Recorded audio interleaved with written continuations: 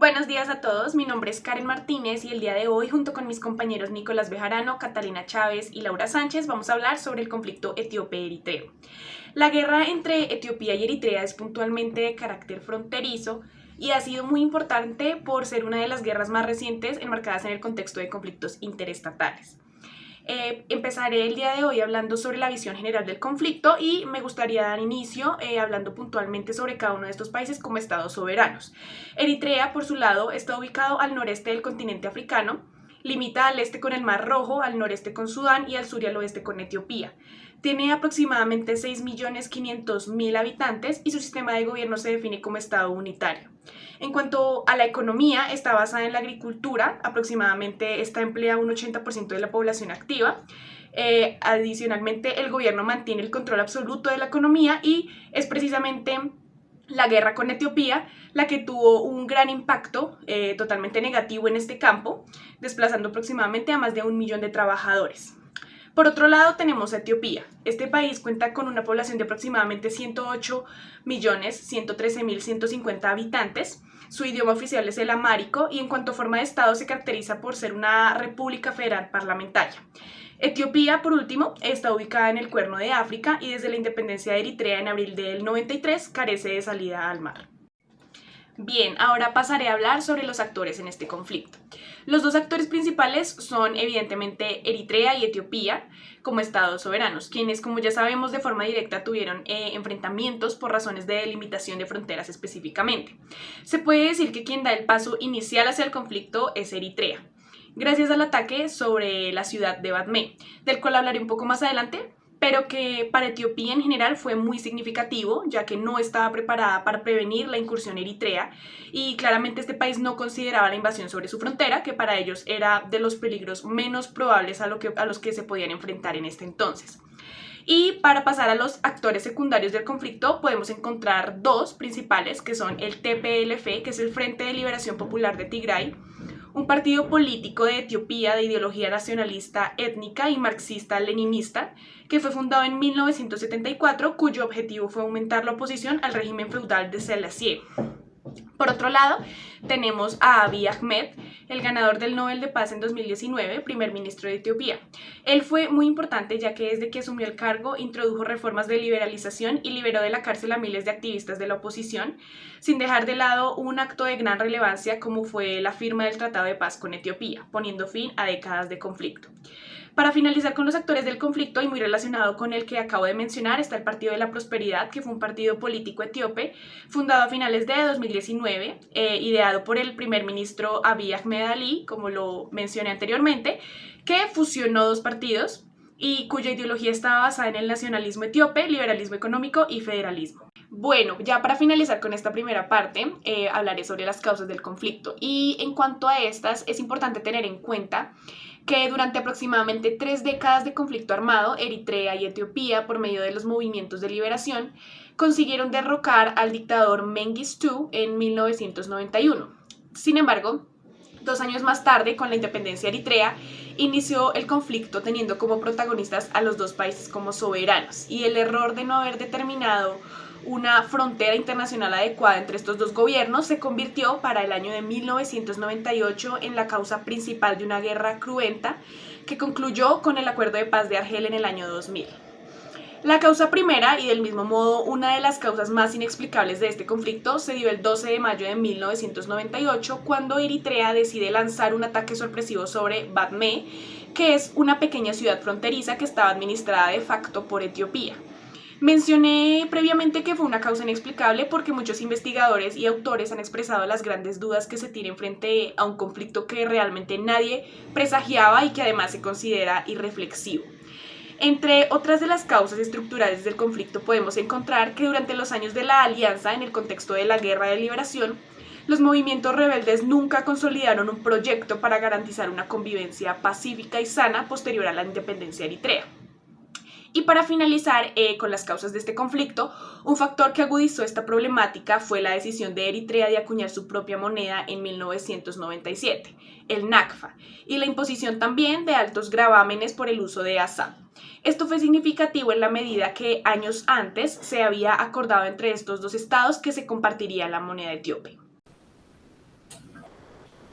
Acuerdos de paz. En el conflicto de Etiopía y Eritrea tuvimos dos espacios de negociación. El primero de ellos se dio en el 2000 mediante el Acuerdo de Argel, en el que se planteaba principalmente el cese de hostilidades armadas y asimismo la protección y ayuda humanitaria de las víctimas del conflicto. Pero lo más importante y lo más central que abordaba este acuerdo era la creación de una comisión de fronteras, en la que esta, mediante unos comisionados dispuestos por los dos estados y por organizaciones internacionales que hablaremos más adelante de ellos, promovieron, mediante rigurosos estudios, determinaran la frontera que pudiera dar acceso a los dos estados al Mar Rojo.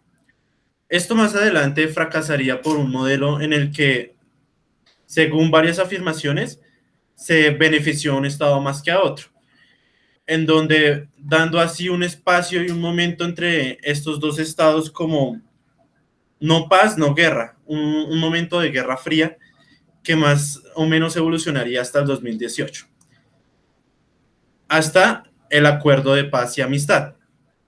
Este fue un acuerdo y una declaración que se logró gracias a los cambios profundos que tuvieron los dos estados a través de estos 18 años, en donde cambiaron de mandatarios y sus mandatarios cambiaron la forma de ver este conflicto, en donde para el desarrollo de los dos estados era fundamental que se reconciliaran y asimismo entraran a negociar nuevamente. En este principalmente tuvimos varios alcances más pertinentes que el anterior, donde lo principal era la finalización del estado de guerra, en donde se desmilitarizara las fronteras, en donde se dejara de entrometer en conflictos externos a sus países, tratándose de una guerra fría más o menos, haciendo una equivalencia a otros conflictos. Asimismo, una cooperación entre los dos estados en los que principalmente se enfocara hacia el desarrollo y hacia un modelo más abierto y productivo entre la región, mediante una restablección entre los dos vínculos de transporte, economías, desarrollo, educación, asimismo de implementar el acuerdo de Argel, en donde ya se habían planteado unos acuerdos fronterizos y unas limitaciones entre los dos estados, volver a retomarlos y asimismo afirmándolos. Y pues garantizar la paz entre los dos estados y la estabilidad de la región, que es muy importante, más adelante hablaremos de ello. Intervenciones internacionales. En ellas hallamos dos actores principales, como no son las organizaciones internacionales, la OUA, la ONU y la Unión Europea. Estas tres fueron fundamentales para lo anteriormente nombrado en los acuerdos de paz, pues la Organización para la Unidad Africana fue la que medió y dio el primer paso hacia que estos dos estados en el año 2000 pudieran interactuar y sentarse a negociar.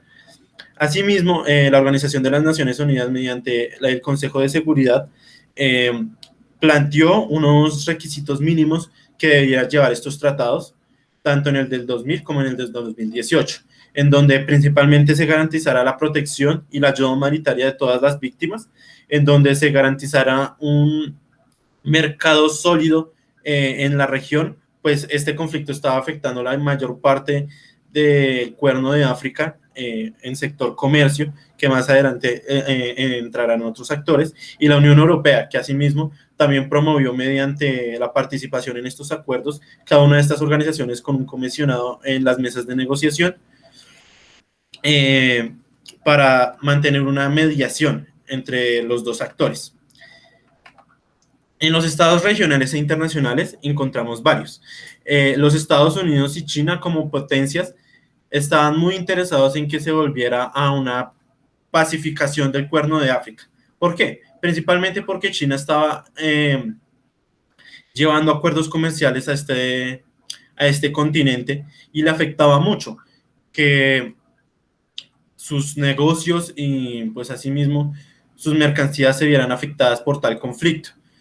Estados Unidos principalmente por una posición estratégica en donde tiene bases militares en este continente y afectaba pues tanto conflicto en sus operaciones normativas. Ruanda, Argelia y Arabia Saudí, por medio de las organizaciones anteriormente nombradas, iniciaron una mediación, pues asimismo ellas se vieron afectadas colateralmente en el conflicto tanto física como migratoriamente, pues las olas migratorias empezaron a ser tan grandes que se puede estimar que fue una de las más grandes históricamente en África.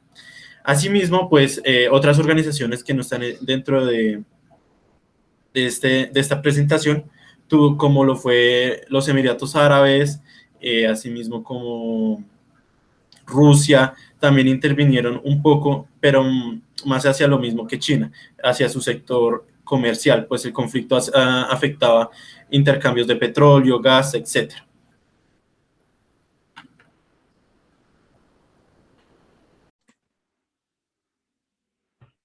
Bueno, como Keren ya les contó acerca de actores importantes dentro de este conflicto, me parece fundamental hablar de este señor, que es Abiy Ahmed. Ya vamos a profundizar más adelante un poco más acerca de él, pero me parece emblemática esta frase que dice, Forgiveness frees the consciousness. When we say we have reconciled, we mean we have chosen the path of forgiveness and love, que se traduce en el perdón libera. Y cuando nosotros nos hemos reconciliado, significa que nosotros hemos escogido el camino del perdón y del amor. Entonces, es importante resaltar esto teniendo en cuenta el conflicto que ha vivido la zona de donde él viene y todo lo que representa. Pero hay algo más de fondo. Vamos a ver más adelante. Hablemos acerca de las dinámicas de este conflicto. Entonces, mayo de 1998 a junio de 2000. Bueno, el conflicto podríamos pensar que viene desde mucho antes. Hay muchas cosas que discutir, de dónde viene todo esto. Bueno, y junio del 2000 también están veremos, porque sí, se diría que terminó en ese entonces el conflicto, pero es lo que hablábamos en clase acerca si es simplemente una paz negativa o cómo sería esta resolución del conflicto. Entonces, bueno, siguiendo con esto, desde junio de 1962 fue el momento en el que los ingleses abandonaron la región. Y entonces Eritrea había luchado por independizarse de Etiopía hasta que en 1991 se celebró un referéndum que condujo a la separación pacífica en el 93. No obstante, el acuerdo de ambas partes no fijaba varios puntos de la demarcación de la frontera compartida. Principal problema. Asimismo, el conflicto se generalizó utilizando pues maquinaria, armamento de ambas partes, y en Asmara, la capital de Eritrea, las fuerzas aéreas hicieron un bombardeo. En respuesta a esto, bueno, los eritreos bombardearon a la de la ciudad de Edigrad y Mekele. Entonces, la primera oleada del conflicto duró unas 4 semanas, y durante estas 4 semanas se realizaron fortificaciones a lo largo de la frontera. Los ataques aéreos cesaron en junio del 98 y se mantuvo el verano del 98 como calmado, y se reanudó el conflicto en octubre del 98. Entonces, Etiopía lanzó una ofensiva que le permitió recuperar la ciudad de Batme, la cual había sido tomada en un inicio por los eritreos. Y el gobierno etíope decidió hacer la expulsión de 77.000 civiles eritreos. Y estamos hablando no solamente de que sean nacido allá, sino que tengan algún arraigo de allá. Inclusive en muchas familias que les tocó separarse en este proceso. Asimismo, durante todo este proceso, las economías de ambos países, las cuales estaban muy enlazadas, están muy relacionadas la una con la otra, se resistieron al conflicto, especialmente en lo que es el comercio de alimentos. Además de las consecuencias que acarrean el hecho de que los dos estados eran muy pobres, la guerra llevó a ambos a endeudarse, sobre todo en cuestión de material bélico, lo cual terminaría en corto plazo en muchísimos problemas para ellos dos. Asimismo, los pueblos de Etiopía y Eritrea estaban íntimamente ligados en términos históricos, culturales, etcétera, etcétera, etcétera, lo cual no facilita nada el problema. Dentro de todo esto, bueno, ambas partes trataron de favorecer a movimientos de resistencia internos dentro del otro país. como quien dice, generando una fuerza interna para que los empujara a resolver el conflicto a favor de los otros. Entonces los eritreos apoyaron a Etiopía y al Frente de Liberación del Oromo, y los etíopes a la guerrilla islámica proveniente de Sudán como, bueno, contra Eritrea.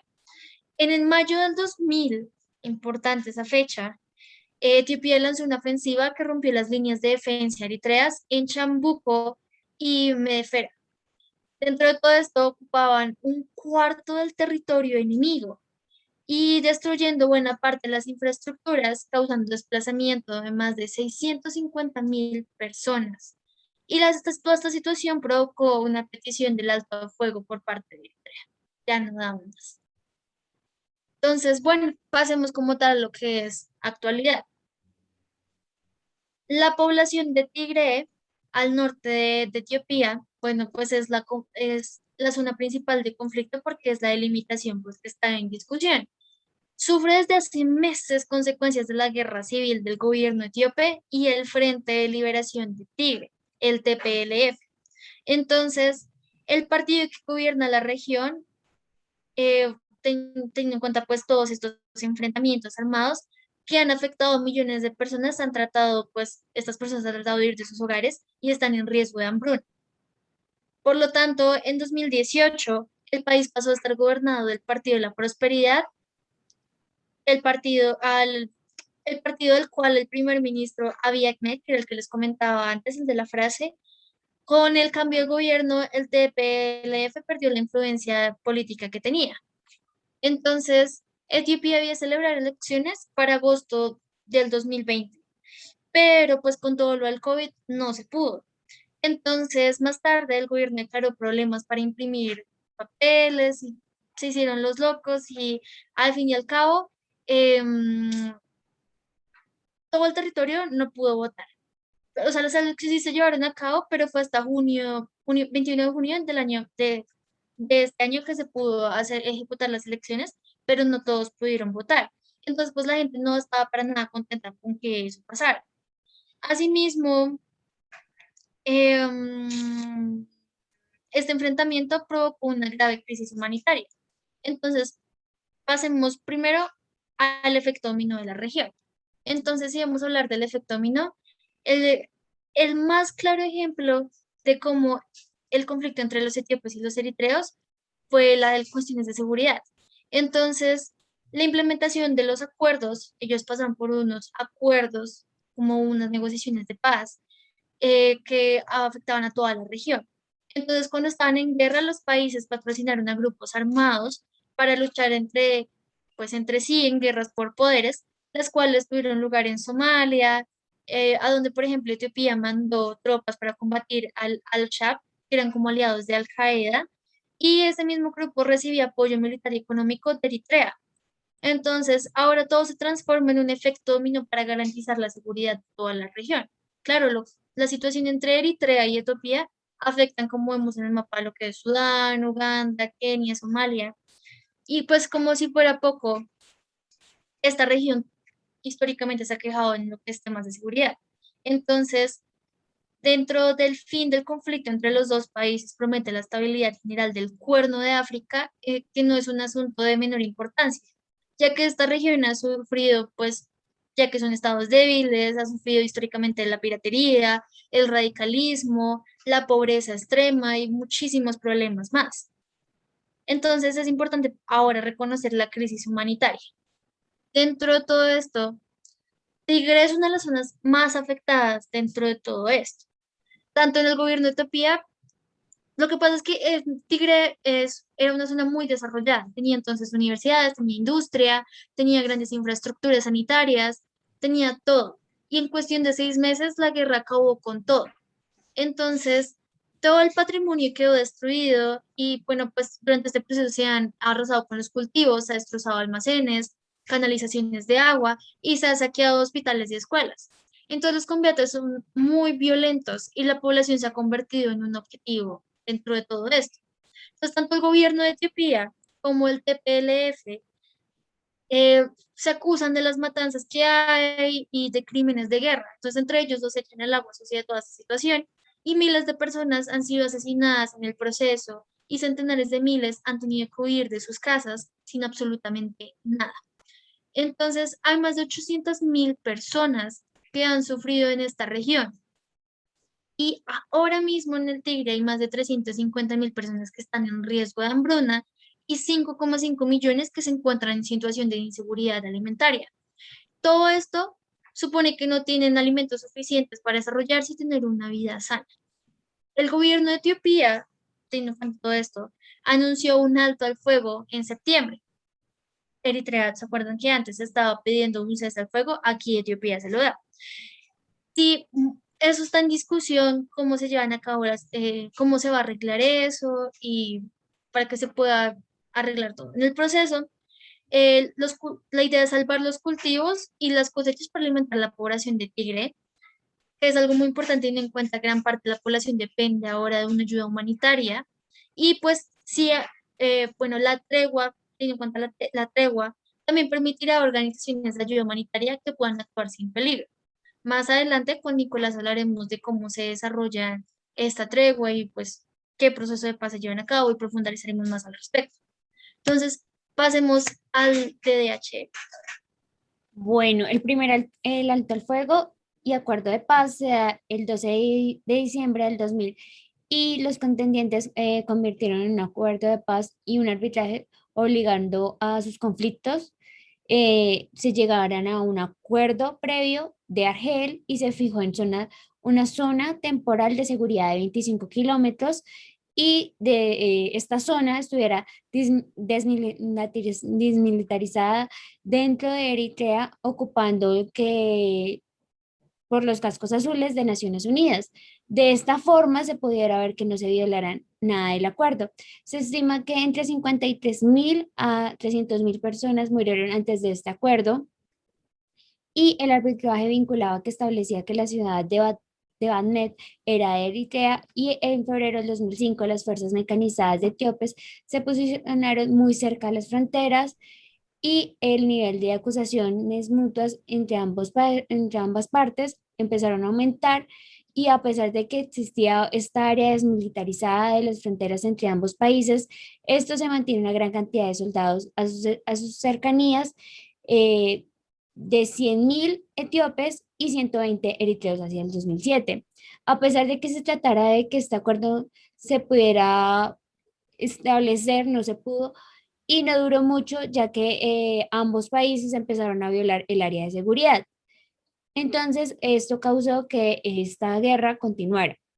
Bueno, el segundo alto al fuego se ha dado en los últimos, pues que se dio, fue el 28 de junio del 2021 y pues el gobierno etíope ha decretado un alto al fuego, solo que se ha presentado de una forma de parar la guerra que pues, ha durado entre estos 8 meses al frente de la liberación del pueblo de Tigrea y en el norte de Etiopía. El primer ministro Abiy Ahmed anunció este paro al fuego de forma inmediata y de una forma unilateral, poco después de que la administración interina de la región designara al gobierno federal y huyera a la capital regional de Mekelle y pidiera un alto al fuego por motivos humanitarios, como ya lo dijo Cata, para entregar la ayuda que se necesitara de forma desesperada desde que estalló el conflicto de noviembre del 2020 y se han registrado varias masacres desde el paso que esto es, pues desde este paso.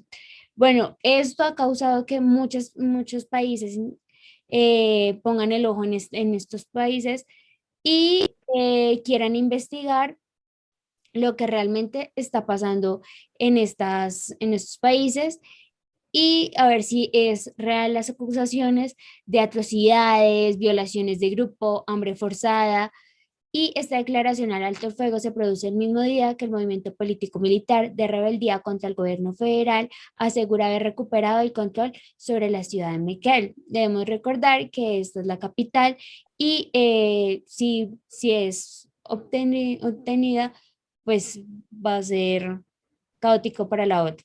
Terminará, pues, y este alto el fuego terminará en la temporada agrícola, como ya lo dijo Cata, ya que el país se enfrenta como una grave crisis humanitaria, pero esto tiene el objetivo de que los agricultores puedan cultivar tranquilamente, que la ayuda humanitaria pueda ser distribuida a la margen de cualquier actividad militar y que las fuerzas residuales de la TPLF puedan retomar el camino de la paz y se decrete un alto al fuego unilateral que sea permanente. Muchos funcionarios etíopes han empezado a huir y gracias a que han habido un gran avance de los rebeldes sobre Mekelle, fruto de la ciudad, ha habido una toma, como lo dije, en el ejército federal el 28 de noviembre, 3 semanas después de que el primer ministro Abiy Ahmed lanzara pues la ofensiva para derrocar las autoridades locales y disidentes del Frente de la Liberación del Pueblo de Tigray. Y como se ha denominado durante mucho tiempo la política etíope, la entrada de la TPLF a Mekelle ha provocado la escena de júbilo y que los soldados empezaron a disparar al aire libre como señal de celebración y los residentes salientes a las calles de forma también de celebración con la bandera de tigresa, mientras que avanzaban los rebeldes, varios funcionarios de las Fuerzas Armadas etíopes comenzaron a desmantelar los equipos de satélites de varias agencias de la ONU en Mekelle, lo que las investigaciones que tenía la ONU ha hecho que ya no se pueda observar lo que realmente está pasando en este país. Y como ha denunciado la UNICEF, esto ha causado que pues la investigación se vaya al piso y que este acto de los satélites sea un acto de que empiece a violar los privilegios de la ONU y la regla del derecho internacional humanitario. Con respecto al objetivo, y pues en cuanto al objetivo de la ayuda humanitaria, es poco probable que se pueda obtener, ya que este país pues em, no, no ha permitido que no se pueda ver qué es lo que realmente está pasando en este país. Entonces, básicamente, em, lo que dijo la directora de UNICEF, Henrietta Fore, en un breve comunicado, es que los términos más energéticos está condenado a que empiecen a haber asesinatos. Ya empezaron los asesinatos, entonces, con diferentes ONGs, por ejemplo, Médicos Sin Fronteras y misiones humanitarias. Entonces, esto hace que sea imposible llegar a estos países.